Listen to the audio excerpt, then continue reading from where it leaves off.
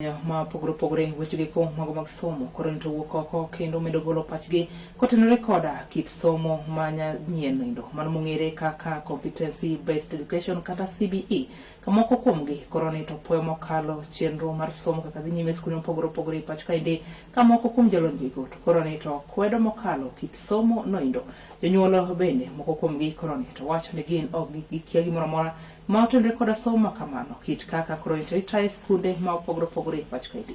Jafwambo marwa Justus Adoyo ne ombeko kod jolony weche gi mago mag somo katni man ma Kisumu kendo losno report yo maket kod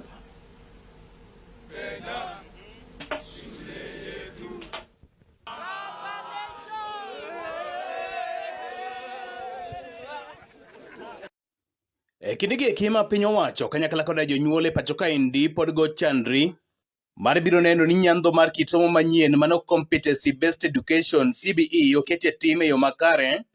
Paro mopogore koro pod dhi nyime kod wuok kotenore kod kit somo kata lai mar somo nero manyien. Ka bende achiel kuom jolony e weche geko mag somo mano migosi Richard Wuoragot ma bende ne oyier kaka jagoro mar Kupet bade nero ma Siaya ni onyiso mor mare yo maket kod maendi kendo nogolo pache kotenore kod kido mar somo maket kod maendi. Agoyo erokamano ni jopuonj manyowuok oko duto, jopuonj nyowuok oko mang'eny, jopuonj moingo 3,000 kendo nye gibiro mondo giket haki kendo nye gitele yiero ma Siaya.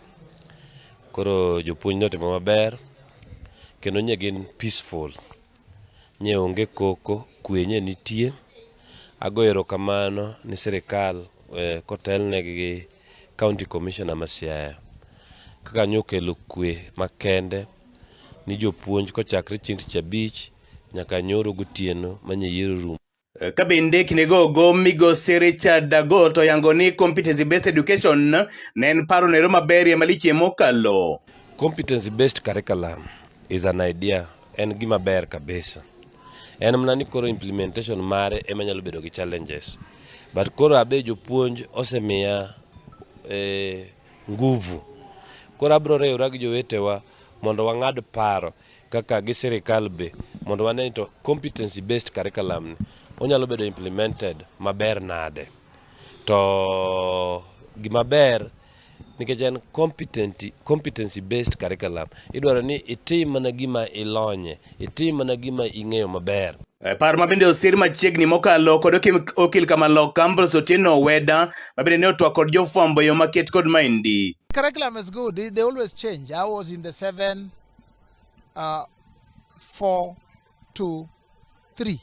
Then 8, 4, 4 came. Then this one. It's a normal. It changes over years. Every country changes. Now the CBC. I was in Ghana. I saw the CBC. So it has the challenges that come with a new thing. All will be settled. It will be corrected. Even before when they talked about it, they said every school will have day scholars.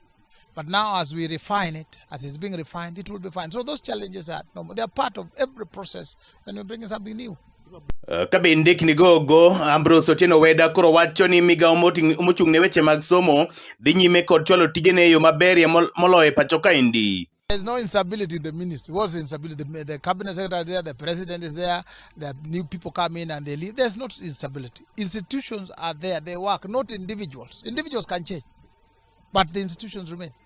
We left President Uhuru left, Mheshimiwa Ruto came in. So the institutions are there and they have been built, and the civil service is always there, and they are the bulwark. Kata kamano okil Kamalok Ambrose Otieno Weda okos mokosiemo moko kuom midhiero go eko ma competency based education noero kaloe. One of the things that I think will be a problem is that these people, I have seen that people write on textbooks. Now that makes it very costly. Because if a child loses a textbook, you have to buy it. The textbooks are the ones in which they write. So it becomes very, very, very costly for a country like Kenya, for people like us. It does not favor people who are not economically strong. That has to be addressed. Bende kinegogo jagoro manyien mar Kupet bade masiano ero migosi Richard Wuoragot ne okokoso kwayo ne piny owacho wa pacho kaendi. Para ni piny owacho en ni mondo wabed gi curriculum implementation maber, onego bed ni we have the resources ma wanyalo tiyo go mondo wa implement curriculum no e yo moriere, kaka buge manyien, kaka jopuonj mondo medi mondo wa make sure to kendo be onego ge enhance ni there is more workshops and more trainings mondo jopuonj obed gi lony mamalo e weche mag